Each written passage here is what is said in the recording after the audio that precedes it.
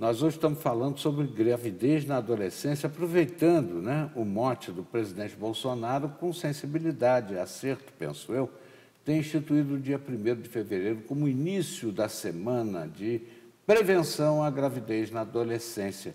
E estamos recebendo Gisele de Andrade, enfermeira da Saúde Pública de Taubaté, avaliando conosco não só isso, mas tantas outras coisas que merecem ser lembradas nesse momento de campanha. E eu tinha deixado para você aqui uma indagação, né? Até que ponto essa coisa, esse medo de ter o neném, esse medo de contar para a família, esse momento que a mulher que está gestando outra pessoa, né? Ela sofre essa emoção. Será que isso não interfere também na criança que está lá na barriguinha? Sim.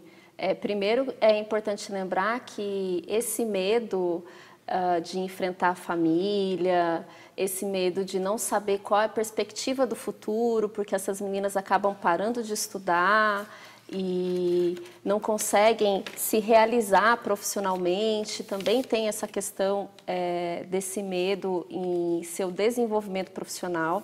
É importante lembrar que esse medo também acaba fazendo com que elas pensem em realizar o aborto, que já é uma consequência direta para esse bebê, né, que seria a perda da vida dele. Então, elas procuram o aborto ilegal, em condições desfavoráveis, e às vezes elas também pensam até em suicídio, né? E não só isso, como futuramente, se essa mãe não tiver emocionalmente preparada, quando essa criança vir, né, e ela não tiver o apoio dos familiares também, como que ela vai conseguir educar essa criança e ter estabilidade emocional para passar para essa criança?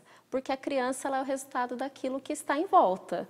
Então, esses problemas emocionais e psicológicos, eles podem se estender, sim, também na criança, à medida que a mãe não tiver essa proteção, não for bem cuidada e nós não estivermos atentos a esses sintomas que elas podem apresentar durante a gestação. Não são todas, mas elas podem apresentar.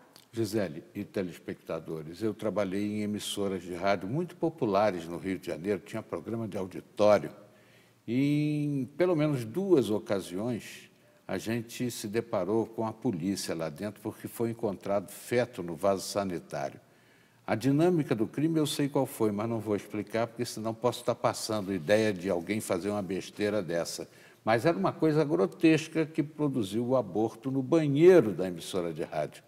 Então, é uma coisa extremamente complicada, a pressão que essas jovens sofrem, né, diante de uma situação que leva a esse ato extremo, né, muitas vezes. Sim, para a gente ter uma ideia de todos os abortos, todas as curetagens, na verdade, que é um procedimento que se faz no hospital após um aborto, 1/3 dessas curetagens em adolescentes foi por aborto provocado.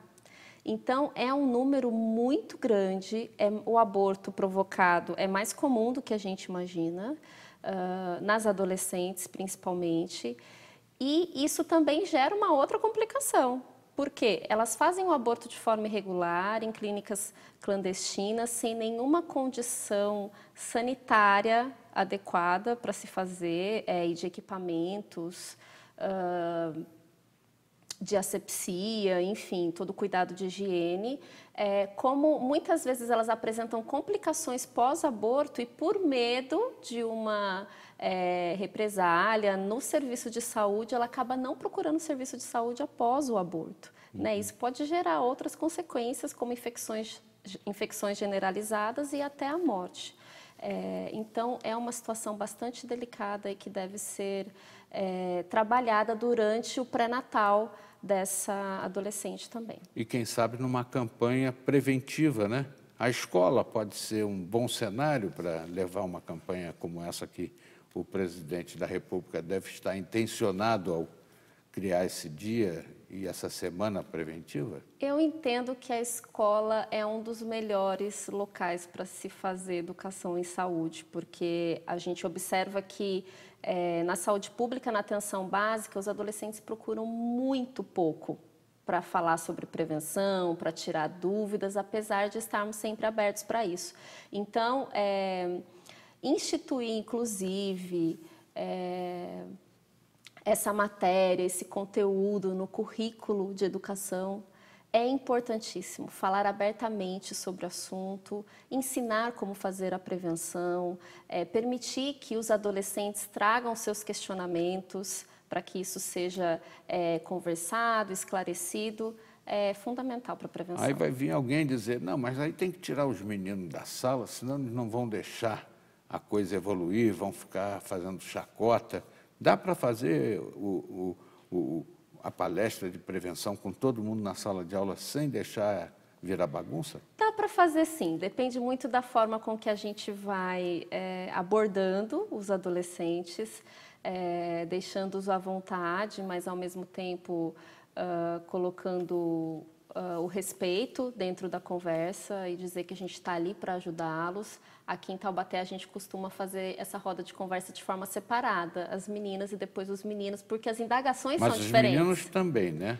Apenas nós fazemos não faz separadamente, sim, nós fazemos separadamente, porque a gente percebeu que era mais produtivo e que eles tinham menos vergonha de perguntar, de tirar as dúvidas quando eles estavam separados. Mas não impede de fazer junto, principalmente durante a aula. A gente está trazendo um conteúdo teórico lá na aula de ciências, de biologia. Pode ser falado sobre isso, por que não?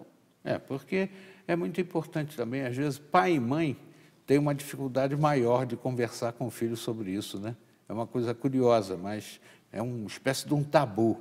E a escola, né, no coletivo, talvez fique mais fácil, realmente. Sim, sim, bem lembrado.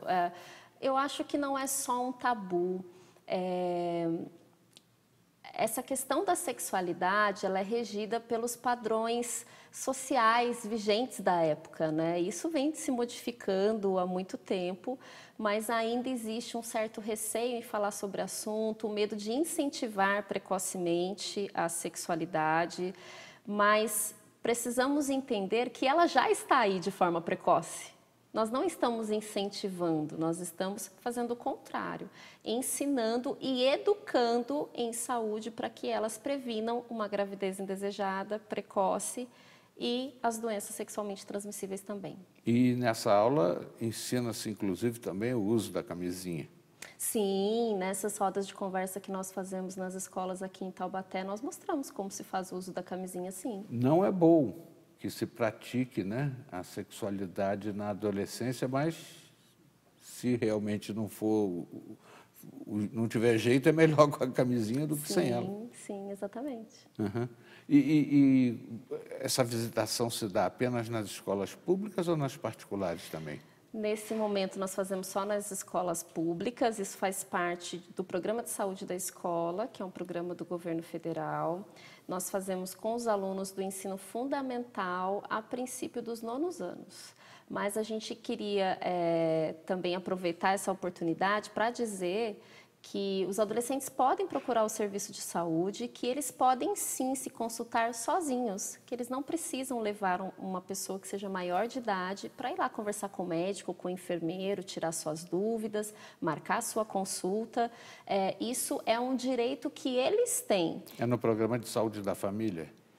Qualquer posto de saúde. Qualquer. Então, em Taubaté nós temos os PAMOs, né, e as estratégias de saúde da família. Então, qualquer unidade básica de saúde pode receber esses adolescentes, então eles podem procurar o posto, marcar a consulta, ou com o enfermeiro, ou com o médico, para ter esses esclarecimentos, porque a gente sabe que na escola é difícil a gente conseguir atingir todo mundo, é um número muito grande de alunos que nós temos. Hoje nós fazemos com os 9º anos, mas o ideal seria que a gente conseguisse fazer com mais adolescentes. 7º ano, 8º ano, mas no momento que a gente consegue fazer de forma produtiva e eficaz com os alunos do 9º ano. Mas a atenção básica está aberta para recebê-los. Olha, eu quero agradecer muito a sua participação. Acho que deixamos bem resolvida essa questão, né, de esclarecimento, que é de suma importância, e cumprimentar aí a iniciativa de criar essa semana, a partir de 1º de fevereiro de 2020, né, teremos a primeira semana, então, de prevenção à gravidez na adolescência. Obrigado, Gisele Andrade, e vamos tocar aí o conhecimento para frente, né? Fazer com que todas as jovens tenham noção do risco que estão correndo se engravidarem na adolescência, evitando que essa prática se dê.